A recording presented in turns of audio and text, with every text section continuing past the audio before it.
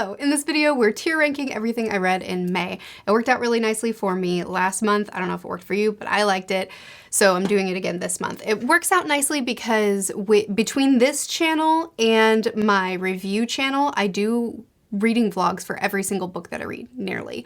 So for a wrap up, I've already talked quite a bit about each of these books. So this is kind of more like a roundup where I'll give a quick description and a quick here's how I felt about it.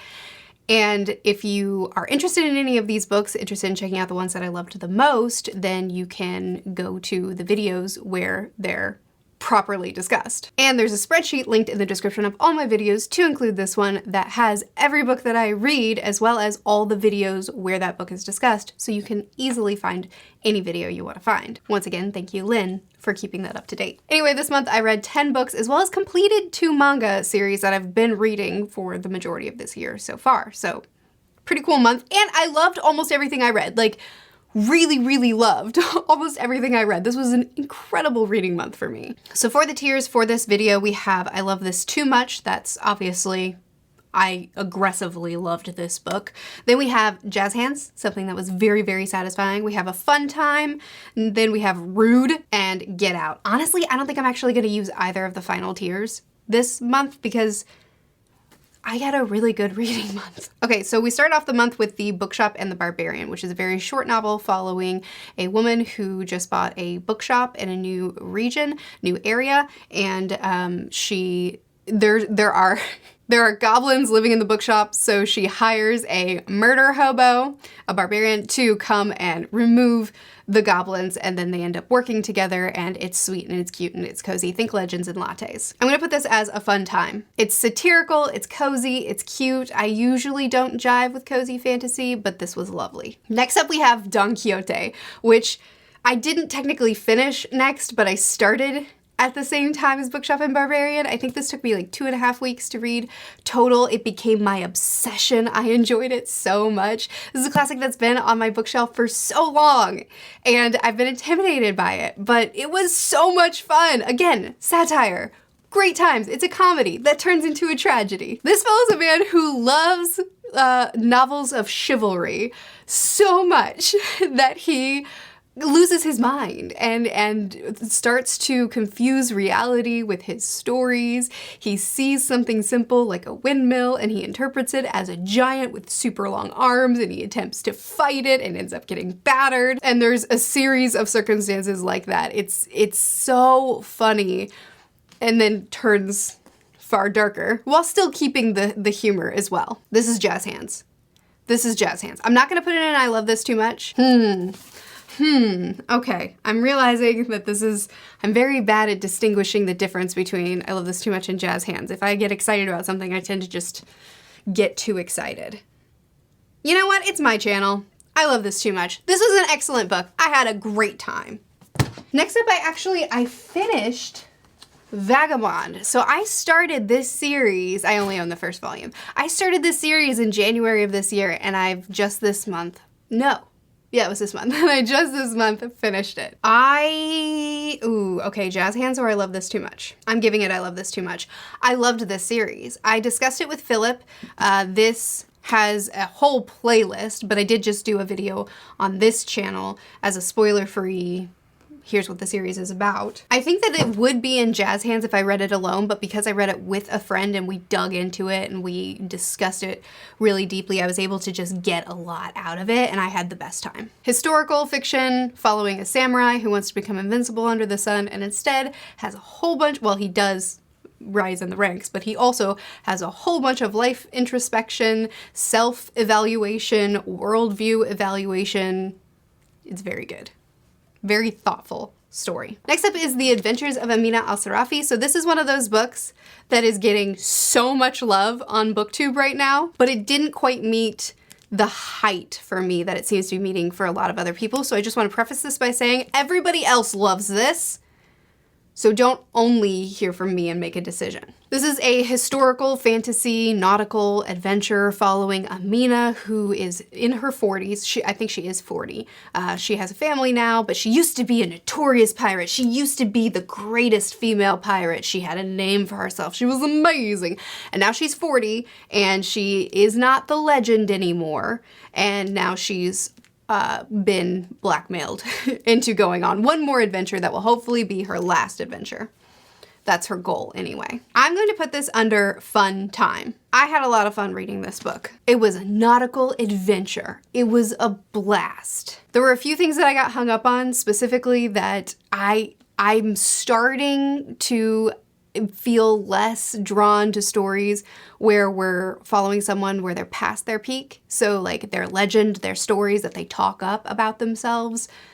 I'm not in the most interesting timeline. And that's, I think, the biggest hang up that I had. And there were a couple of like plot conveniences things, but if you're just in it for a good time, like if you just roll with it and have a good time, it's a really good time. So I had my qualms, I had my nitpicks, I had things that didn't make it the perfect book for me, but I still had a really good time with this book.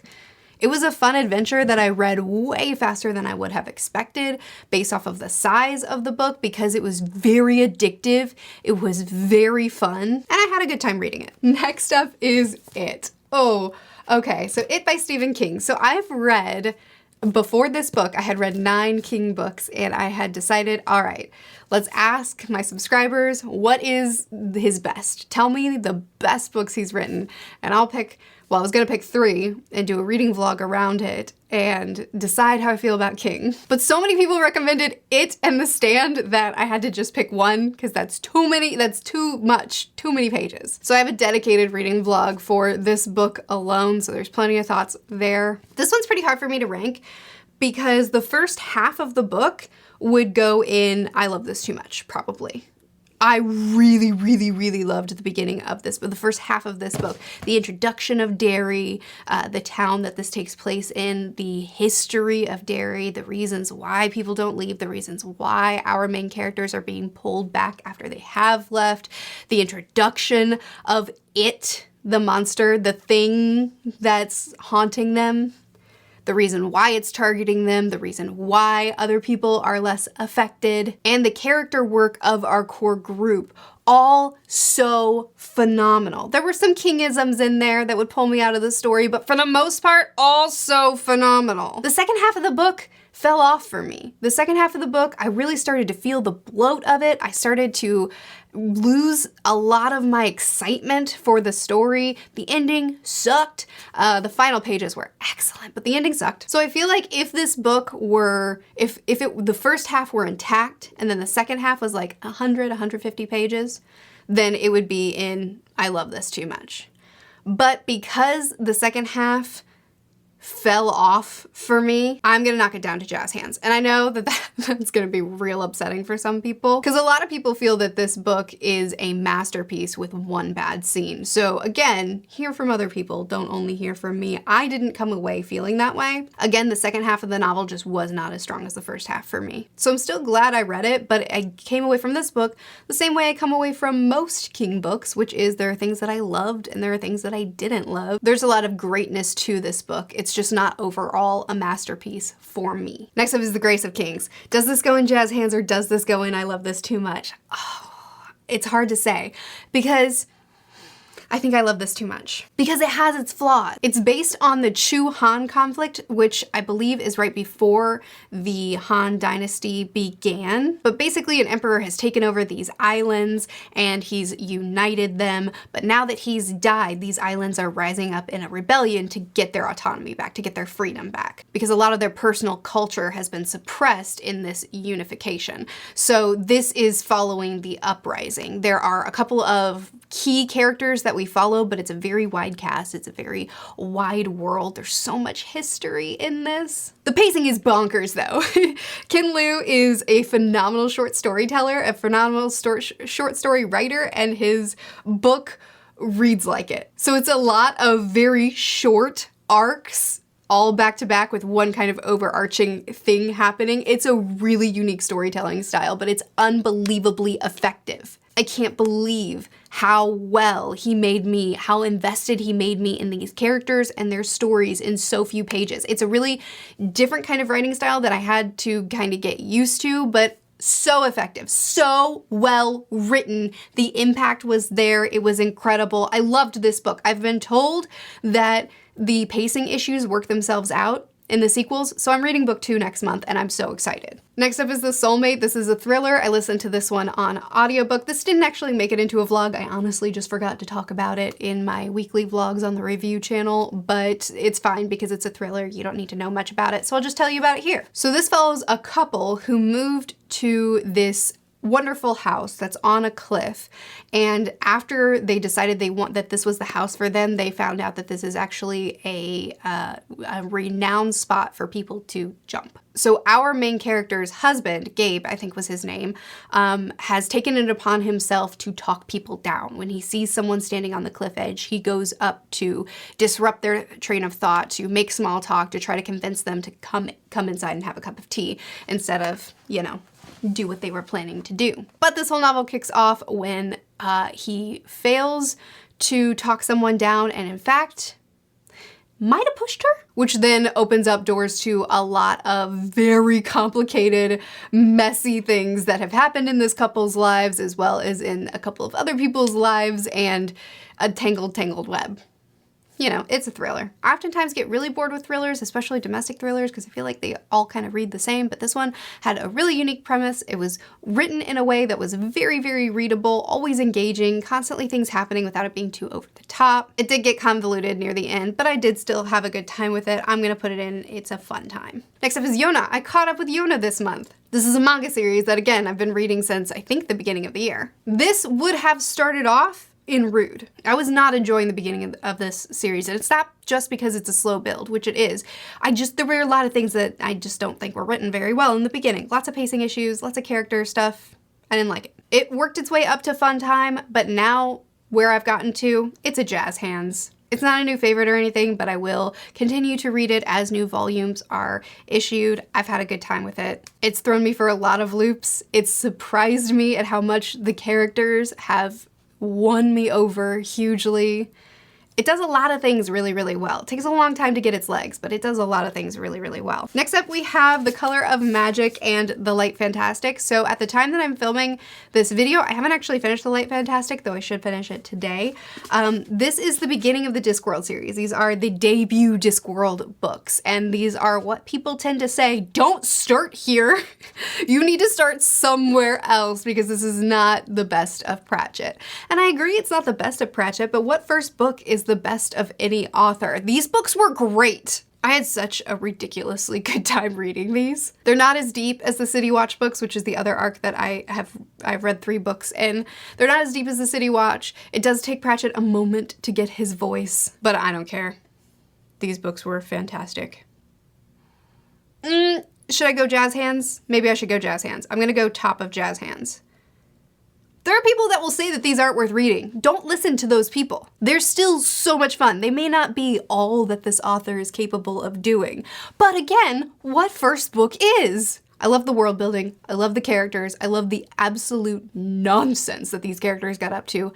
I had a great time. Okay, the final 2 books have not made it into any vlogs yet, and that's because I'm doing a dedicated video where I'm reading from the New York Times list, and these are the 2 that I read this month. I have more to read next month before the vlog goes live. So these haven't been talked about, and it would be correct of me to say I'm not going to tier rank these ones because you have to watch the vlog to see how I feel about them. So now the question is, should I do that?